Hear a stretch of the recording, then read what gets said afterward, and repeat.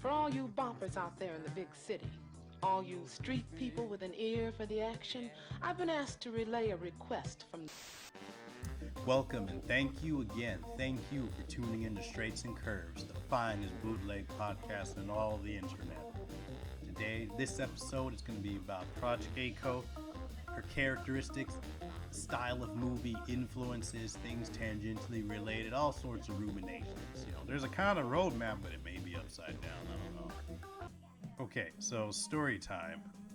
The picture you see there, I worked on the drawing and went through the process, recorded all 4 hours of it, proceeded to export it out, and I was trying a new setting on OBS to try to have an MP4. And what happened came out was 4 hours of darkness.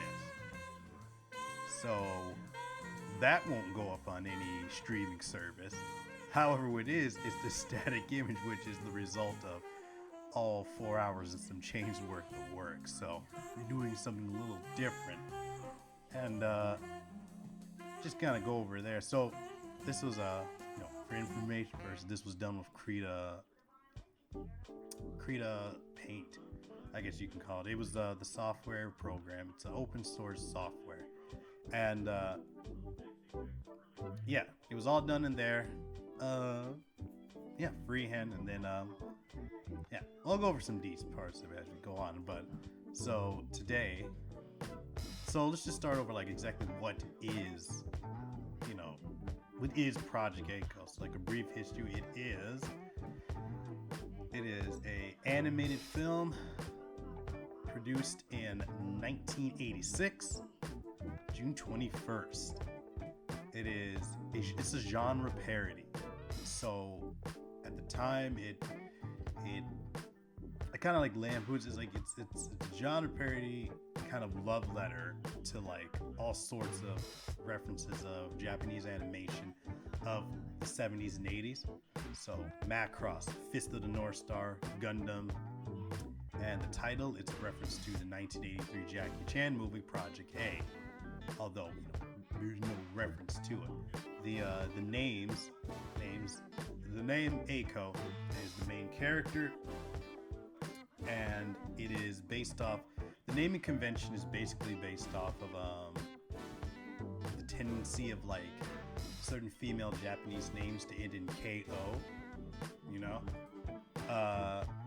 so they kind of played off that. They're kind of John and Jane Doe kind of names,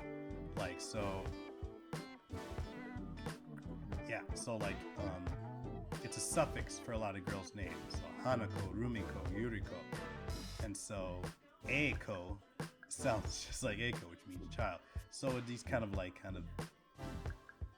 ambiguous kind of names.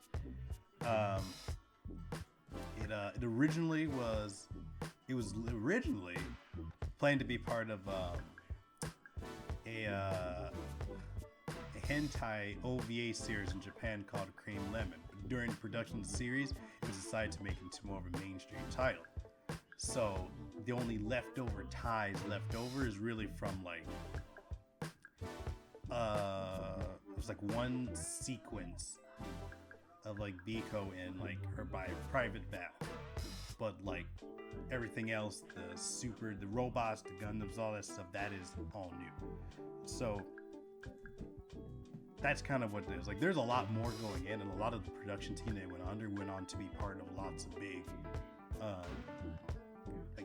projects from animated series and films in Japan throughout the 90s into the 2000s. So this was a big launching point for a lot of young artists who really feel the need to break out. They were assistants, they were key artists, they were in the pipeline, they were in they didn't feel like they really able to express themselves. If you've ever been in a work situation where you got stories to tell, you've got ideas, and you want to prove yourself, but you're not necessarily in a position to do so. And so they were in the situation allowed them to put together this wildly experimental really well animated like adventure that the film was. And so you get a chance to see it. It's pretty exciting, which results in this like weird kind of adventure thing. And so that's where we got just basically all these different references. You know, it's like basically like taking all like the things people would come to know the stereotypical anime being, you know, schoolgirls in mobile suits and monsters and things like that. This thing was parrying it long before anything in the 2000s or 90s. And so the basic idea is like, I mean, like if you like, it's basically a story of basically the main character Aiko trying to get to school on time. That is her character arc. And so what I want to look at is how like Aiko as a casual protagonist. Like I won't necessarily call her like a hero, because I think that sometimes gets lumped in with main character. And I understand it's being used as like, who is the character? Like, who is our hero as a means in Western thought of who are we to empathize with on a moral and philosophical level? And that's not necessarily the approach that Aiko is taking, because this is more of just, you know, again, it's a wild adventure ride. And it's as if her abilities they're almost secondary. Like they're just, it is as is. Like as a character, she is fully to terms. She is completely to terms with her abilities. Like it's as easy as someone who's like knows they're fast at track and field. Like it isn't something she really thinks about, but she actually knows how to navigate herself around the world. She knows how to open doors without ripping them off.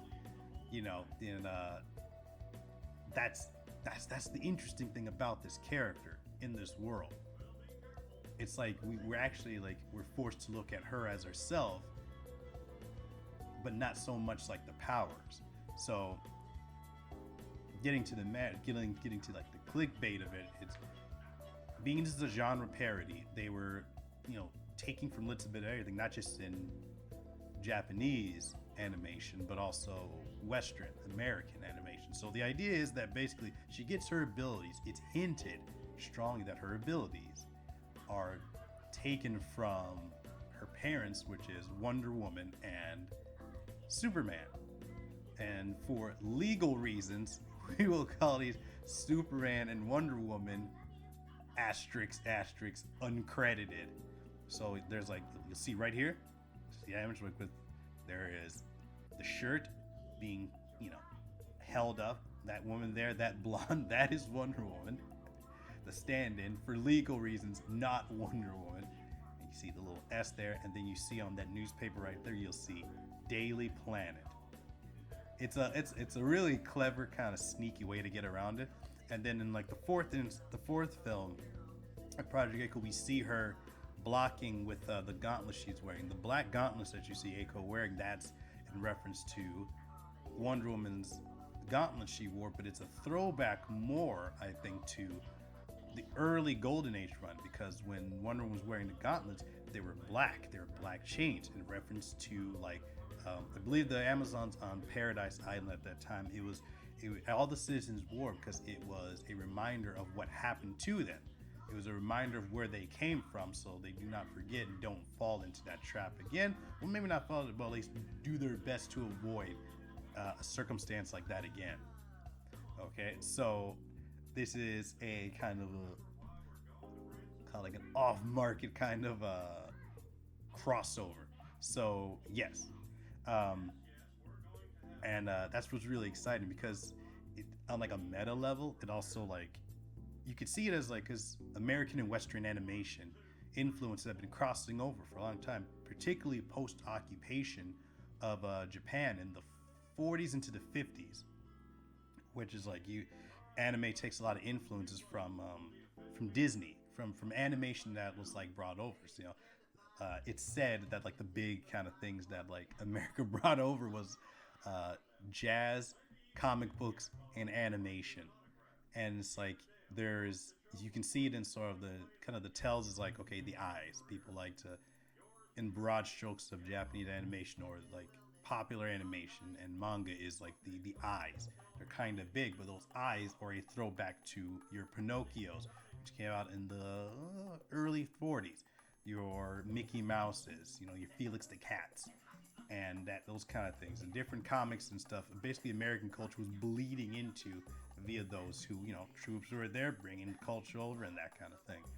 And that follows over into, ACO itself in the film Project ACO.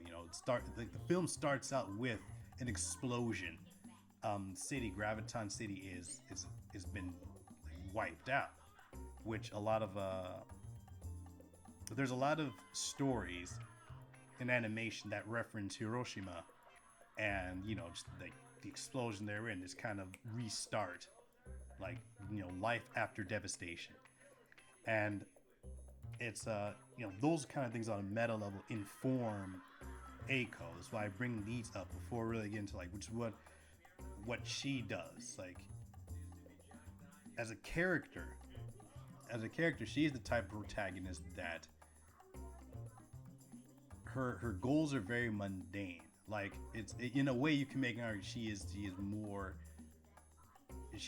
very just a civilian. Like the idea that these things are happening. Her rivals after, she is just trying. We see she struggles to get to school on time. And throughout the film, that is her arc. Her arc is learning to wake up earlier to get to school on time.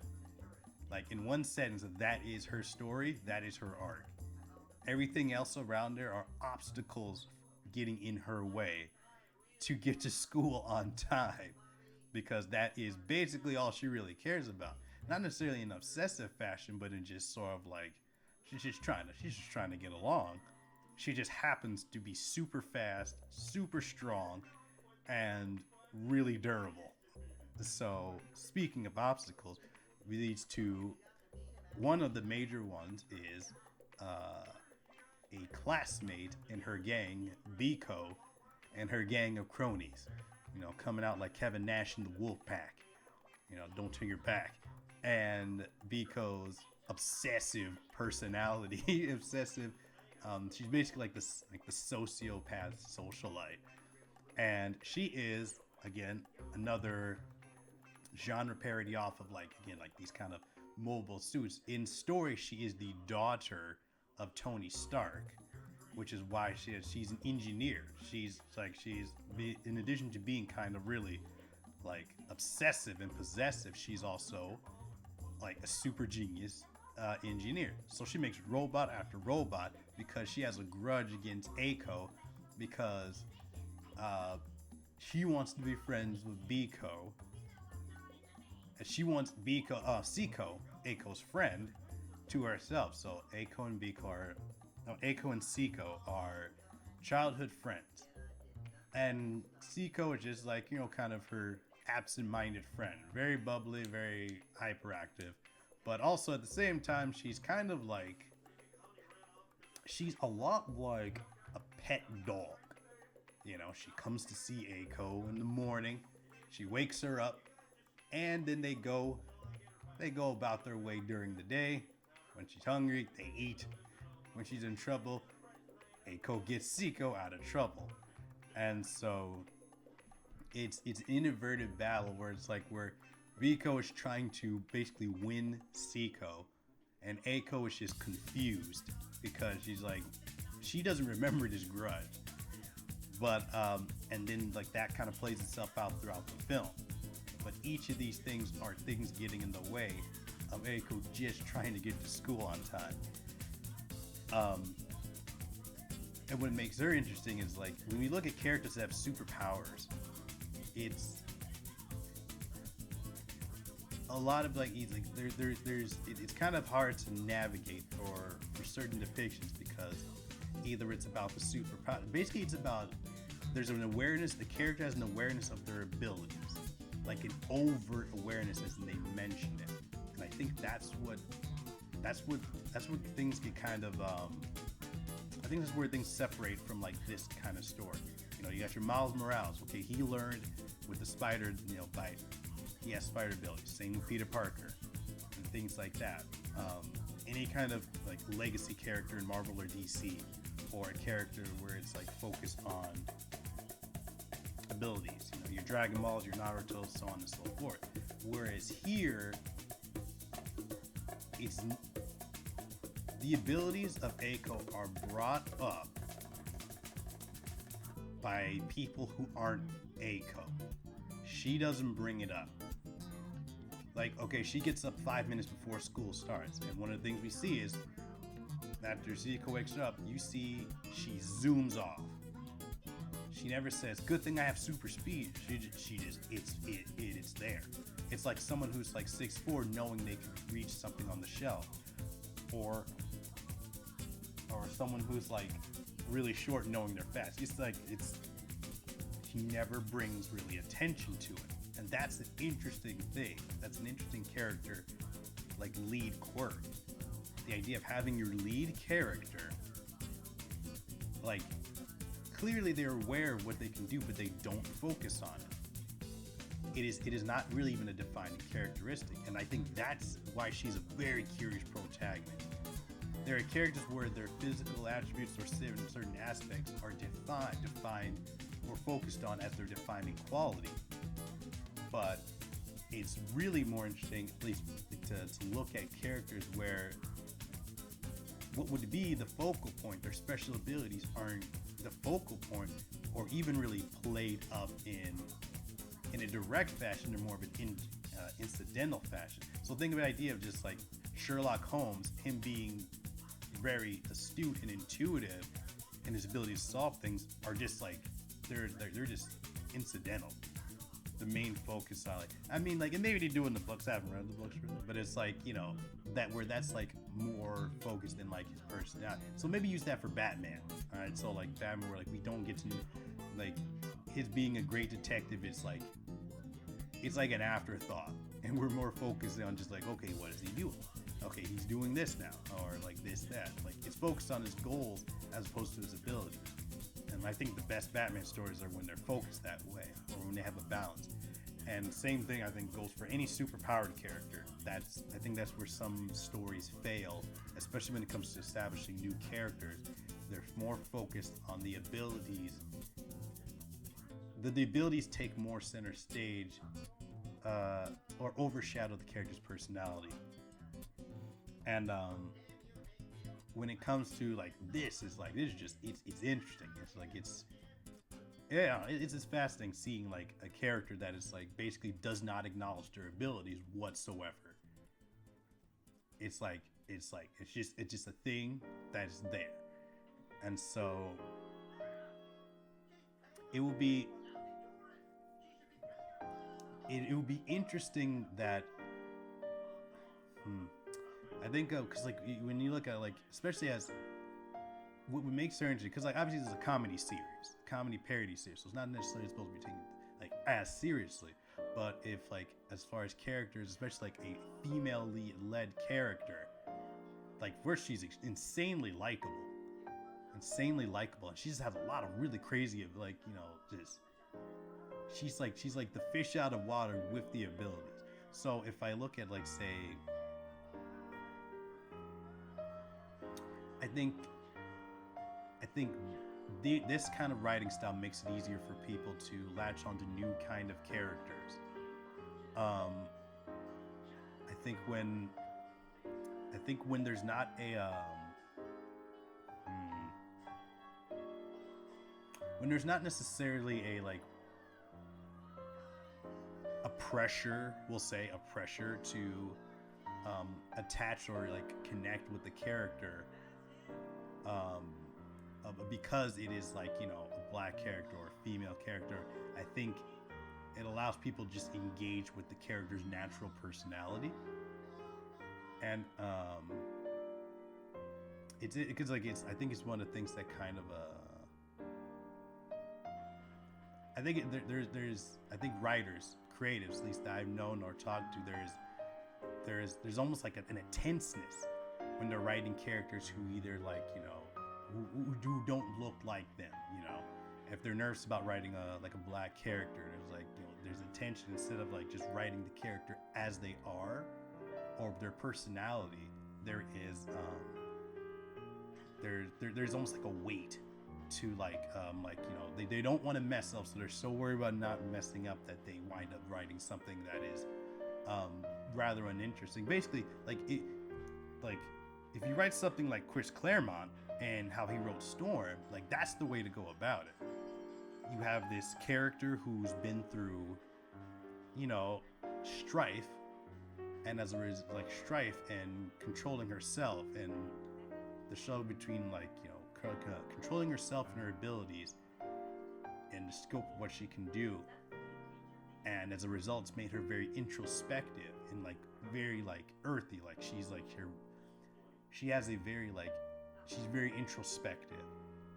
And so that's why like people kind of gravitate toward it. It's created this kind of like, it's given her a wisdom on top of being a black character, on top of being a black female character. We get to engage with like her personality and where she came from, the rough streets, to going to Xavier's Institute, to now becoming that kind of mentor figure, that kind of like symbol of Mother Earth, more or less. And so that's another like kind of cool example. And as far as Superman and Wonder Woman, it's a really kind of like, she's like almost like for some like the number 2 to like who people pair Superman with outside of like a Lois Lane.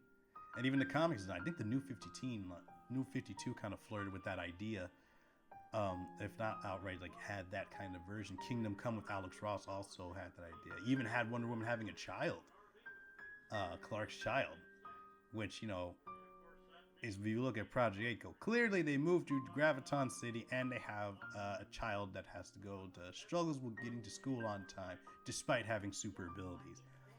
And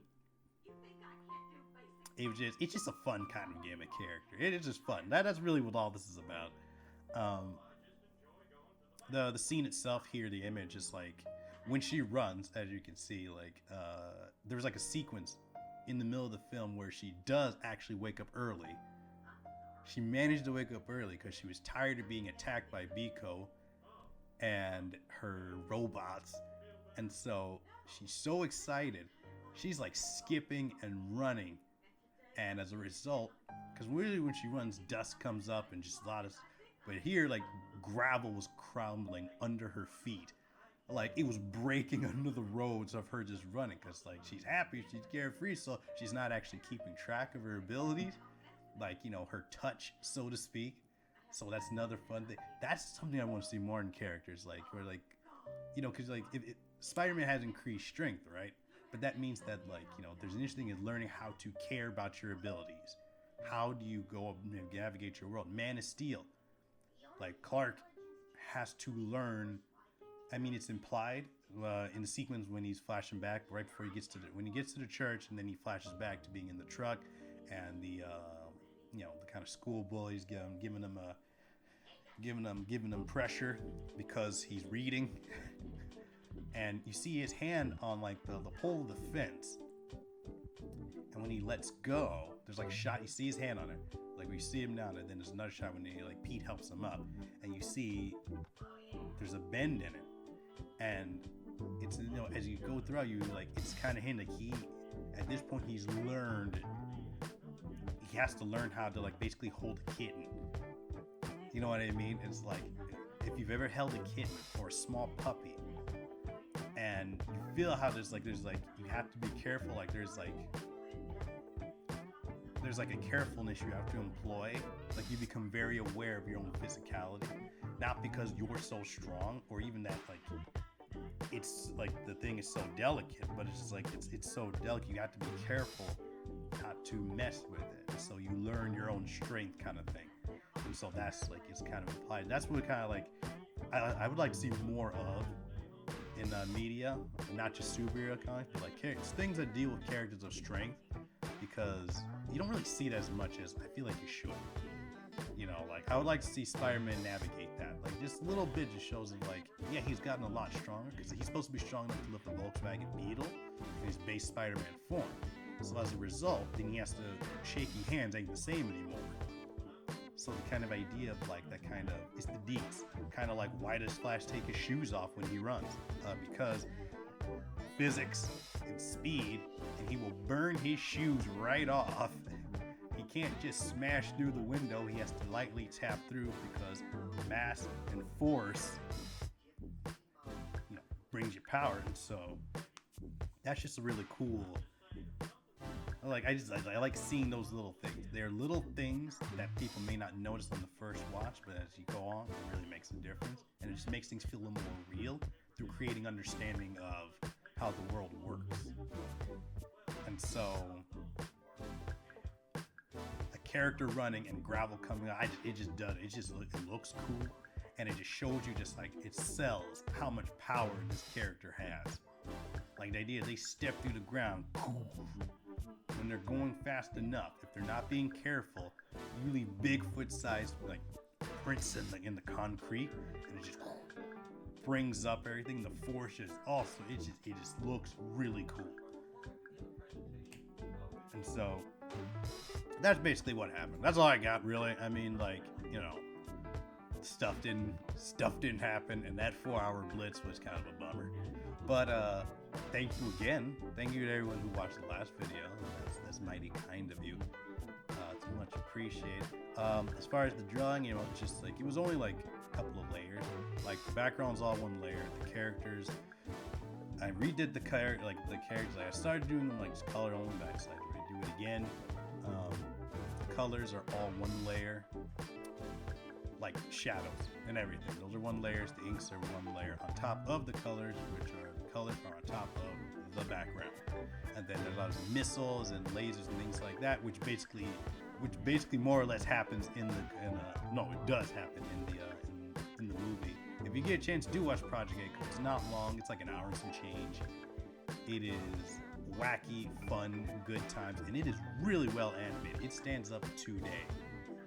Like talking about, there are scenes where it's like everywhere from 12 frames a second, 24 frames a second. Animated sequences which are just ludicrous, like just so good. Like this was a game changer kind of movie, because if you've only watched, like, say, if you hadn't watched, like, seeing, like, going from watching, like, say, Batman the animated series, X-Men, Spider-Man, and then you see something that's it's a feature film, so it's going to have a little more budget, but seeing something so dynamic was like mind-blowing, how the physics work and humor.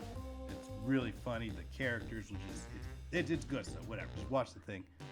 The next episodes are coming, which will be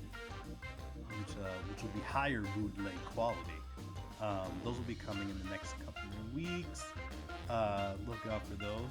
It's Superman and Harley, specifically Golden Age Superman, and why he's so amazing. And the next one will be the cautionary tale of Harley Quinn. So those next 2 episodes, which will be, we're gonna be going in on those ones. Those ones were like deep character studies and stuff. It'll be, there's a lot there. I think that I got nothing else. All right, bye. You're looking good, warriors. All the way back to Coney. You hear me, babies? Good. Real good. Adios.